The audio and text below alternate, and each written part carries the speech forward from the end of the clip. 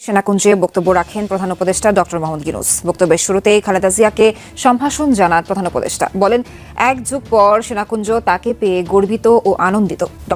একটা মিথ্যা তথ্য আয়নাঘর, কোথায় আয়নাঘর? তাকে আজকে ব্যাখ্যা দিয়ে বলতে হবে কোথায় আয়নাঘর। আয়নাঘর গুম খুন, কে গুম খুন করেছে? গুম খুন তো তোমরা করছো, প্রকাশ্যে খুন করছো। একটু ক্লিয়ারলি বললাম যে যদি সুযোগ হয় তাহলে শেখ হাসিনার পক্ষে লড়াই করব ট্রাইব্যুনালে। ট্রাইব্যুনাল কেন, সব মামলাতেই মারা গেছে একজন, গুলি লাগছে একটা, কিন্তু এর পেছনে শতাধিক 200, 300, 500 লোক ইনভলভ। কিছুটা সময় পাশাপাশি বসে কুশল বিনিময় করেন তিনি। এ সময় বেশ উদ্দীপ্ত দেখা যায় খালেদা জিয়াকে। ছাত্র জনতা রাজপথে ছিল, আমরা দেখেছি শেখ হাসিনার বাসভবনের দিকে মুভমেন্ট করতেছিল। হঠাৎ করেই সেনাপ্রধান বললেন যে তিনি একটা জাতির উদ্দেশ্যে ভাষণ দিবেন। তখনই কিছুটা আশঙ্কা করা হচ্ছিল। তারপর তার ভাষণের টাইমটা 1 ঘন্টা পরে আবারও পিছিয়ে গেল, ওইটার পরে আবারও পিছিয়ে গেল। এর মাঝখানে ফুটেজটা আসলো যে শেখ হাসিনা বাংলাদেশ ছেড়ে চলে গেছেন। আসসালামু আলাইকুম রহমতুল্লাহ, সবাই কেমন আছেন? আশা করি সবাই অনেক অনেক ভালো এবং সুস্থ আছেন। সবাইকে স্বাগতম জানাচ্ছি আমাদের আরেক নতুন ভিডিওতে। প্রতিদিনের মতো আমি আপনাদের রিয়াদ ফারুকী। দর্শক, আজকে ভিডিও টাইটেল এবং থাম্বনেল থেকে বুঝতে পেরেছেন কি বিষয়টা নিয়ে কথা বলবো। ইতিমধ্যে ভিডিওর শুরুতে কিছু অংশ বিষয় দেখে আশা করি ইতিমধ্যে বুঝতে পেরেছেন আজকে ভিডিওর মূল আলোচনা বা বিষয়টা নিয়ে কি বিষয়টা নিয়ে আজকে ভিডিওটা হতে যাচ্ছে। তো বিষয়টা বেশি বিস্তারিত বলবো না, কারণ বিস্তারিত বলতে গেলে ভিডিওটা অনেক লম্বা হয়ে যাবে। তো আমি সংক্ষেপে করে আপনাকে মূল আলোচনা নিয়ে যাচ্ছি। তার আগে আপনারা যারা আমাদের চ্যানেলটিতে সাবস্ক্রাইব করে সাথে থাকবেন। কোথায় আয়নাঘর? তাকে আজকে ব্যাখ্যা দিয়ে বলতে হবে কোথায় আয়নাঘর। আয়নাঘর গুম খুন, কে গুম খুন করেছে? গুম খুন তো তোমরা করছো, প্রকাশ্যে খুন করছো। গুম না, তোমরা প্রকাশ্য করছো, গুম খুনও করছো। একটা এলাকায় একটা খুন হলে কেউ বিচার চাইতে পারে না, থানা মামলা নেয় না। কত মানুষ হারিয়ে গেছে, কত শিশু হারিয়ে গেছে এই আন্দোলনে। বিভিন্ন সময় বিভিন্ন বয়সের ছেলে মেয়েদেরকে ব্যবহার করা হয়েছে। কই তাদের তো কোনো হদিশও পাওয়া যাচ্ছে না। তাহলে গুম খুন তো তোমরা নিজেরা করছো। আয়নাঘর কে? এখন গোটা বাংলাদেশটাকেই তো আয়নাঘর বানিয়ে ফেলেছো। সেই জবাবদিহি তো একদিন করতে হবে, ইউনূসকেই করতে হবে সেই জবাব। যদি সুযোগ হয় শেখ হাসিনার পক্ষে করব। একটু ক্লিয়ারলি বললাম যে যদি সুযোগ হয় তাহলে শেখ হাসিনার পক্ষে লড়াই করব ট্রাইব্যুনালে। ট্রাইব্যুনাল কেন, সব মামলাতেই মারা গেছে একজন, গুলি লাগছে একটা, কিন্তু এর পেছনে শতাধিক 200, 300, 500 লোক ইনভলভ। এই গভর্নমেন্টের প্রাথমিক দায়িত্ব এবং একমাত্র ডিউটি হচ্ছে নির্বিঘ্নে লেভেল প্লেইং ফিল্ডে একটা নির্বাচন দেয়া এবং গণতান্ত্রিক পদ্ধতিতে সেই সরকারের কাছে ক্ষমতা হস্তান্তর করা, নাথিং এলস। এই সরকারের কোনো দায়িত্ব এবং কি বলবো যে রেসপন্সিবিলিটি নাই, লায়াবিলিটিস আছে অনেক। গেছে একজন, গুলি লাগছে একটা, কিন্তু এর পেছনে শতাধিক 200, 300, 500 লোক ইনভলভ। এটা ওনারাই ব্যাখ্যা দিতে পারবেন ভালো। আমি যেটা বুঝি যে ডক্টর ইউনূস মিনুয়েল বোধহয় রিয়েলাইজ করছেন যে এই সংশোধন এগুলো করা ঠিক হবে। উনি গতকালকে আমি একটা সোশ্যাল মিডিয়ায় দেখলাম, উনি বলছেন যে রাজনৈতিক দল যদি সংস্কার না চায় তাহলে নির্বাচন দিয়ে আমি চলে যাব।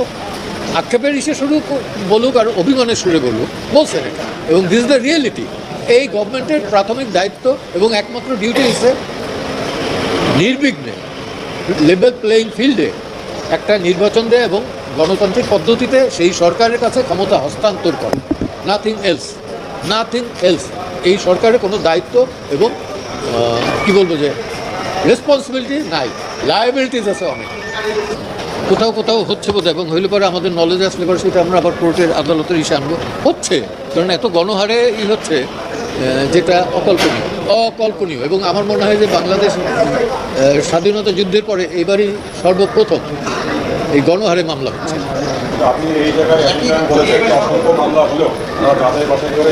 এটা আমি বলি অ্যাটর্নি জেনারেল। এখন এইটা ওনারা বলতে পারেন বাহিনী দিবসের অনুষ্ঠানে সেনাকুঞ্জে বক্তব্য রাখেন প্রধান উপদেষ্টা ডক্টর মোহাম্মদ ইউনূস। বক্তব্যের শুরুতেই খালেদা জিয়াকে সম্ভাষণ জানান প্রধান উপদেষ্টা। বলেন, এক যুগ পর সেনাকুঞ্জ তাকে পেয়ে গর্বিত ও আনন্দিত। ডক্টর ইউনূস বলেন, ছাত্র আন্দোলনে জীবন নিয়ে যারা নতুন করে দেশ গঠনের সুযোগ সুযোগ দিয়েছে জাতি তাদের আজীবন স্মরণ করবে। এ সময় সেনাবাহিনীর বিভিন্ন কার্যক্রমের প্রশংসা করেন তিনি। বহিঃশত্রুর আক্রমণ থেকে বাঁচাতে সেনাবাহিনী সদা প্রস্তুত, পেশাদারিত্ব বজায় রাখবে সেনাবাহিনী এমন প্রত্যাশাও করেন প্রধান উপদেষ্টা। জাতিসংঘ মিশন সফলভাবে সম্পন্ন করছে বলে বাংলাদেশ সেনাবাহিনীর বাহবা দেন তিনি। এক যুগ ধরে তিনি এই মহাসম্মেলনীতে অংশগ্রহণ করার সুযোগ, এই কারণে বেগম খালেদা জিয়া আজ এখানে আমাদের মধ্যে উপস্থিত আছেন।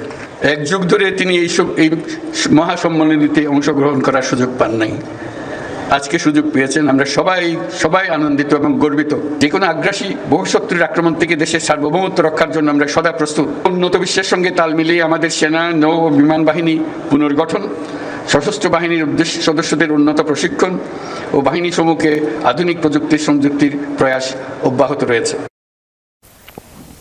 বক্তব্য শেষে সেনা কর্মকর্তাদের সাথে কুশল বিনিময় করেন ডক্টর ইউনূস। পরে সাক্ষাৎ করেন বিএনপি চেয়ারপারসন খালেদা জিয়ার সাথে। বেশ কিছুটা সময় পাশাপাশি বসে কুশল বিনিময় করেন তিনি। এ সময় বেশ উদ্দীপ্ত দেখা যায় খালেদা জিয়াকে।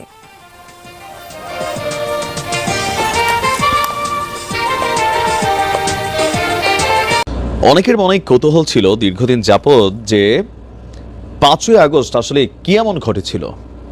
ছাত্র জনতা রাজপথে ছিল, আমরা দেখেছি। শেখ হাসিনার বাসভবনের দিকে মুভমেন্ট করতেছিল।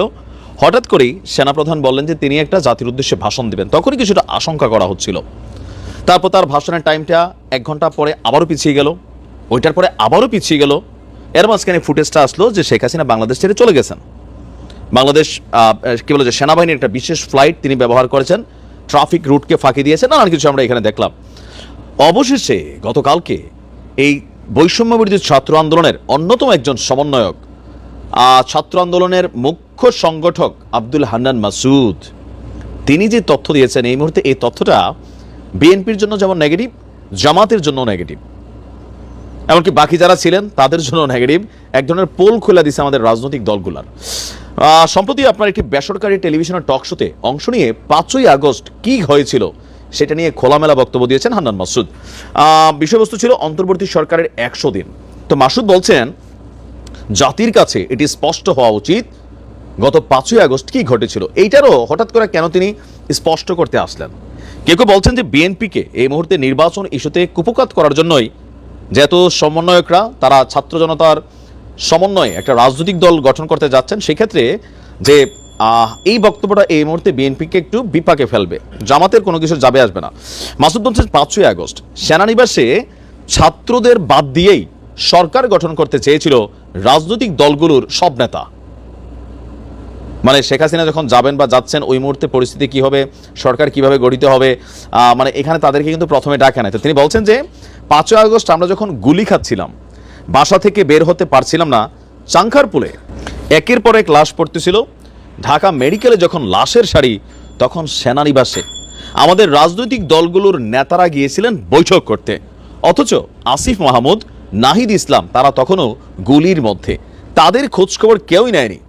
সেখান থেকে বের হয়ে বঙ্গভবনে যে মিটিং হয়েছিল সেখানে 3 জনকে ছাত্র প্রতিনিধি হিসেবে বানিয়ে নিয়ে যাওয়া হয়েছিল। শব্দটা বুঝেন, বানায় নিয়ে গেছিল। আচ্ছা, যারা বৈষম্য বিরোধী ছাত্র আন্দোলনের সমন্বয়কদের কেউই ছিলেন না। এভাবেই সেদিন গভর্নমেন্ট ফরমেশনের একটা চেষ্টা করা হয়েছিল। মাসুদ বলছেন সেদিন আমাদেরকে মাইনাস করেই এই রাজনৈতিক দলগুলো গভর্নমেন্ট ফরমেশন হতে যাচ্ছিল। সেখান থেকে আমরা গণ অভ্যুত্থানের স্টেক হোল্ডার হিসাবে আমাদের 3 জনকে দিয়েছি। অনেক তর্ক বিতর্ক করে ডক্টর মোহাম্মদ ইউনূস, নাহিদ ইসলাম এবং আসিফ মাহমুদকে দিয়েছি। আমরা আরও কয়েকজনকে চেয়েছিলাম, কিন্তু রাজনৈতিক দলগুলোর কারণে তা সম্ভব হয়নি। পরে মাহফুজ আবদুল্লাহকে সেখানে যুক্ত করা হয়েছে। তিনি বলছেন যে 5ই আগস্ট রাজনৈতিক দলগুলো বৈষম্য বিরোধী ছাত্রদের রক্তের সঙ্গে বেইমানি করেছিল, বৈষম্য বিরোধী ছাত্র আন্দোলনের প্ল্যাটফর্মের সঙ্গে প্রতারণা করেছিল। সেদিন বঙ্গভবনে বৈষম্য বিরোধী ছাত্র আন্দোলনের প্ল্যাটফর্মের বাইরের 3 জনকে প্রতিনিধি হিসাবে নিয়ে যাওয়া হয়েছিল, যা স্পষ্টতই প্রতারণা। এখন হঠাৎ করে এই মুহূর্তে এই বক্তব্যটা হোয়াই? এটা তো 5ই আগস্টের পরে 8ই আগস্ট যখন সরকার গঠন করা হলো তখনও দিতে পারত। 100 দিনের মাথায় কেন? এটা কি কোনো মাথার মধ্যে চিন্তা ছিল যে 100 দিন পরে দেবো? বিষয়টা তা না। ছাত্ররা বুঝতে পারছে যে আন্দোলনটা প্রথম দিকে তাদের যে ক্রেডিটটা ছিল বা তাদের যে আধিপত্যটা ছিল সরকারের উপর, সরকার কিন্তু দেখায় না যে মোস্তফা সারোয়ার ফারুকির ইস্যুতে এই সমন্বয়করা সবাই গলা ফাটাইছে।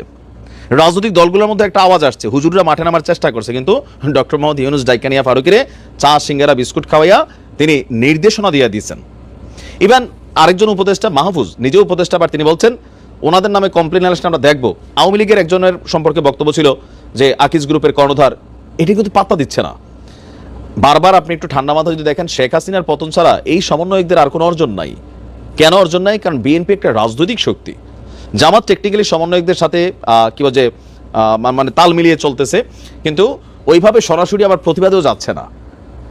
এখন এই টাইমে এসে এই যে বক্তব্যটা দিল, সেটাতে দেশের সামনে, জাতির সামনে একটা মেসেজ তারা ক্রিয়েট করলো। কোনটা? যে এই দলগুলো রাজনৈতিক দল হিসাবে দেখেন কতটা খারাপ। এটাই কিন্তু এখানে একটা মেসেজ ক্রিয়েট হয়েছে যে পোল খুলে দিছে, বাট হোয়াই রাইট নাও। এখন প্রশ্ন হচ্ছে যে এই মুহূর্তে এই তথ্যগুলো দেওয়ায় বিএনপির জনগণের মধ্যে কোনো প্রভাব পড়বে যে দেখো আমাদের দল এরকম করলো, জীবনও পড়বে না। অন্য দলগুলোর মধ্যে পড়বে না। এটাও একটা পলিটিক্যাল একটা মুভমেন্ট ছিল সমন্বয়কদের। আমজনতার মধ্যে এই ভাই পড়বে না, যারা বিএনপিরে পছন্দ করে না এমনিই করে না। আমাদের একটা ট্রেন্ড আছে, যারা আওয়ামী লীগের পছন্দ করে না নাম শুনলে অ্যালার্জি হবে, বিএনপিরও নাম শুনলে অ্যালার্জি হবে। সো এগুলো এই মুহূর্তে এরকম কোনো কিছু কার্যকর ভূমিকা রাখবে না। আর আমজনতার কথা যদি আসি, এই দেশে আমজনতা বলতে কোনো শব্দ নেই, ফাগলও দল করে। তাহলে আপনি আমজনতা কোথায় পাবেন?